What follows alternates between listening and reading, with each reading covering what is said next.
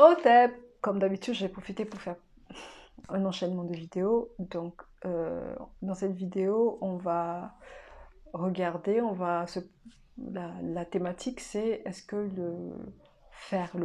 les plaques, au fait, abîment réellement les cheveux. Sans plus tarder, on y va. Alors, est-ce que les plaques abîment les cheveux?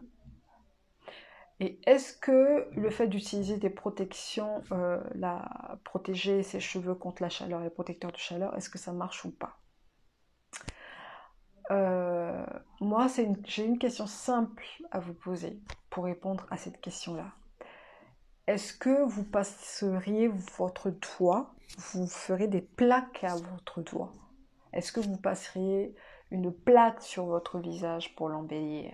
Est-ce que vous passeriez une plaque sur votre peau? Je sais pas. Est-ce que vous feriez ça? Non, parce que vos cheveux, c'est exactement l'extension de la peau. Et c'est pas parce que, heureusement, la nature a bien pensé que c'est pas parce que quand on prend les cheveux, quand les cheveux se cassent, on sent pas de douleur, heureusement.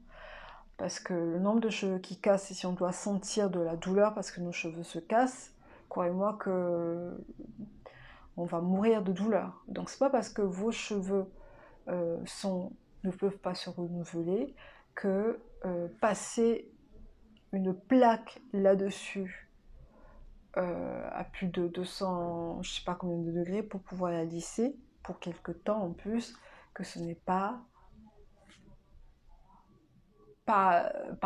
dangereux en quelque sorte, moi je dirais que ça ne crame pas vos cheveux. Moi techniquement, lisser ses cheveux, pour moi c'est cramer ses cheveux.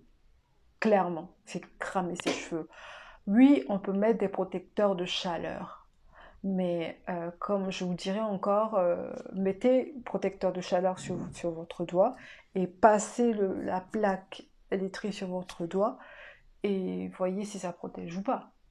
Moi, pour moi, ces histoires de protecteurs de chaleur, j'y crois pas, tout simplement.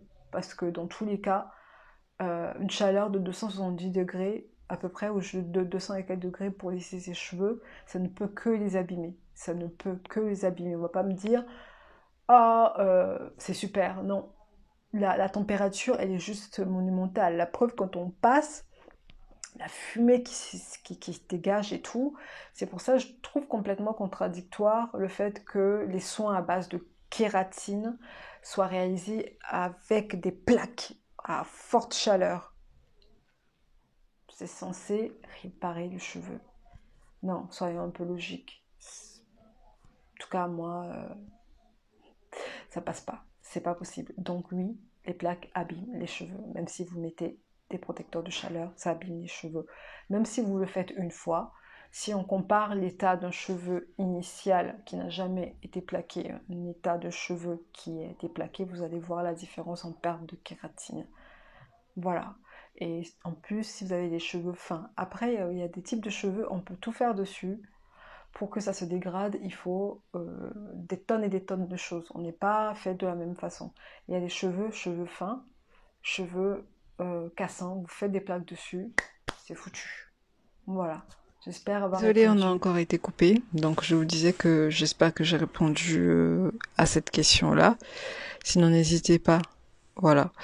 Donc pour moi, c'est une question de bon sens. On peut pas plaquer ses cheveux tout le temps. Encore, il y a des personnes qui le font tout le temps et espérer que ses cheveux ne s'abîment pas. Mais après, comme je le dis, il y a des cheveux qui sont très très très riches en kératine, qui sont plutôt épais et tout. On peut les défriser, on peut les plaquer, on peut faire plein de trucs dessus avant qu'ils s'abîment. Euh...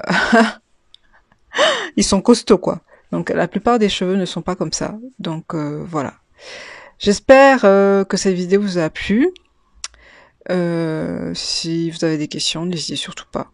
Sur ce, prenez soin de vous. Je vous dis à très très très bientôt dans une nouvelle vidéo. Au TEP.